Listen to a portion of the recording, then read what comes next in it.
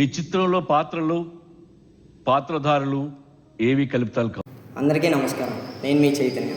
పరిచయాలు ముగించి టాపిక్లోకి వస్తే జనరల్గా ఫార్మసీ అనగానే మనకు గుర్తొచ్చేది industries, ingredients, medical shops, medicines, drugs, వాటి సైడ్ ఎఫెక్ట్స్. ఇవి మాత్రమేనా? కాదు. ఇవాళ ఫార్మసీలో డార్క్ సైడ్ మీకు పరిచయం చేయడానికి మేము ముందుకు వస్తున్నాం.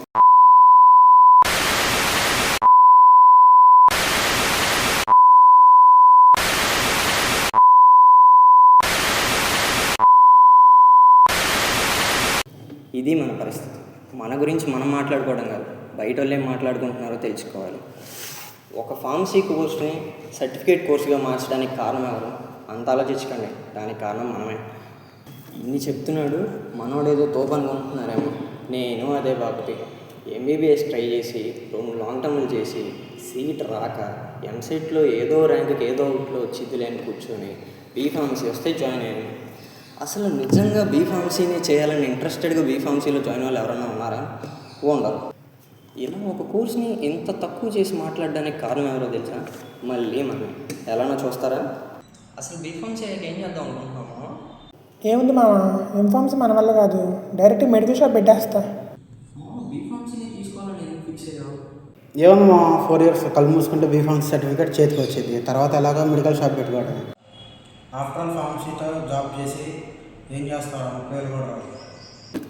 ఆఫ్టర్ ఆల్ బీఫార్మసీనా? బీఫార్మసీ ఆఫ్టర్ ఆల్ కాదు సార్. ముసలి ముతక, అమ్మ, నాన్న, అక్క, చెల్లి, పిల్ల, జల్ల ఏజ్ల వారీగా సపరేట్ చేసి మీకు ఈ డ్రగ్ వాడాలని ధైర్యం చెప్పేది మా community pharmacist sir. B Pharmacy after all కాదు సార్.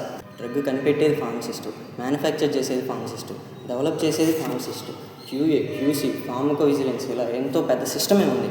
కానీ ఇవన్నీ ఎవరికి తెలియదు, మనం ఎవరికి చెప్పం. వాళ్ళకి ఫార్మసీ గురించి తెలియదు.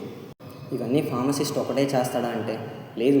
ఫార్మసీలోనే చాలా కోర్సెస్ వాళ్ళు చేస్తారు, కానీ ఫార్మసీ వాళ్ళు కూడా చేస్తారని గుర్తించాలనేదే మా కోరిక.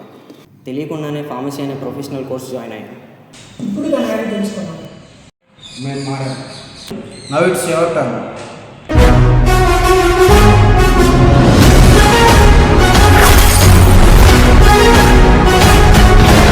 నిజంగా మీరు ఫార్మసీ గురించి తెలుసుకోవాలంటే పెద్ద వాళ్ళ జీవితాలు చదవాల్సిన పని లేదు.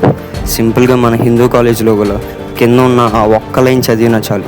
మృత్యోర్మ అమృతాంగమై, మృత్యుభయం నుండి జ్ఞానం నిండిన అమృతానికి నడిపించుము. మృత్యుభయం అంటే డిసీజ్, జ్ఞానం నిండిన అమృతం అంటే మెడిసిన్. ఇంతకు మించి ఫార్మసీ గురించి మనమే తెలుసుకోవాలి. Always be proud to be a pharmacist. జై హింద్, జై భారత్.